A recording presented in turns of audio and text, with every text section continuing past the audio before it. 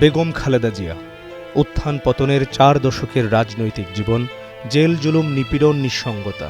কি দেখেননি জীবনের বাঁকে বাঁকে। দেশের প্রশ্নে শর্তহীন ব্যক্তিত্বের জন্য ভালোবেসে মানুষ তাকে বলতেন আপসহীন নেত্রী। মহাকাব্যিক এক জীবনের পাঠ চুকিয়ে অবশেষে বেছে নিলেন অনন্ত যাত্রার পথ। তার মৃত্যুতে শোকাচ্ছন্ন পুরো দেশ।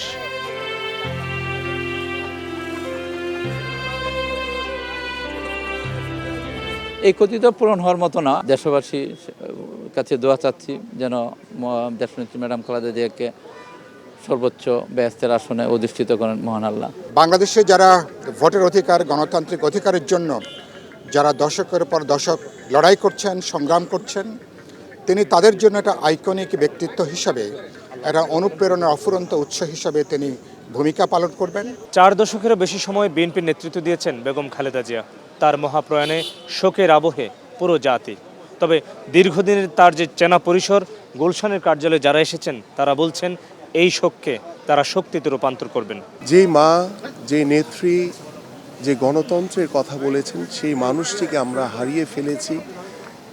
আমাদের এই ক্ষতি এটা কখনোই আমরা পূরণ করতে পারবো না। তার সকল কর্মযজ্ঞে আপনি দেখবেন এমন কোনো খুঁত নেই, এমন কোনো বিষয় নেই যেটা রাজনীতির অঙ্গনে আসলে সবার ক্ষেত্রে দেখা যায়, তার ক্ষেত্রে আমরা দেখি নাই। দেশে ফিরে প্রথমবারের মতো দলের স্থায়ী কমিটির বৈঠকে সরাসরি অংশ নিলেন মা হারা ছেলে, দলের ভারপ্রাপ্ত চেয়ারম্যান।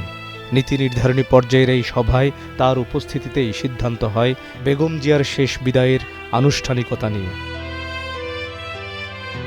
বৈঠক শেষে সাংবাদিকদের সামনে আসেন মির্জা ফখরুল ইসলাম আলমগীর। আবেগঘন কণ্ঠে তিনি বলেন, বেগম জিয়ার প্রয়াণ অপূরণীয় ক্ষতি। আপনারা সবাই জানেন যে এই নেত্রী দীর্ঘদিন তার রাজনৈতিক জীবনের প্রায় সমস্ত অংশটাই তিনি গণতন্ত্রের জন্য সংগ্রাম করেছেন। আজকে সেই নেত্রীর ইন্তেকালে বাংলাদেশের রাজনৈতিক ইতিহাসে এক অপূরণীয় ক্ষতি সাধিত হল এবং এই ক্ষতির পূরণ সহজে সম্ভব নয়।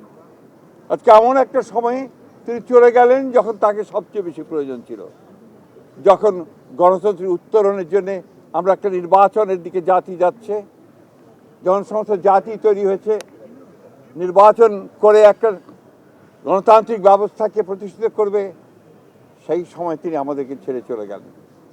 রাজনৈতিক জীবনে খালেদা জিয়ার বিশ্বস্ত কাণ্ডারি হয়ে কাজ করা মহাসচিব তার অন্তিম যাত্রার সূচি জানাতে গিয়ে অনেকটাই আবেগ আপ্লুত ছিলেন। আগামীকাল দুপুর 2টায়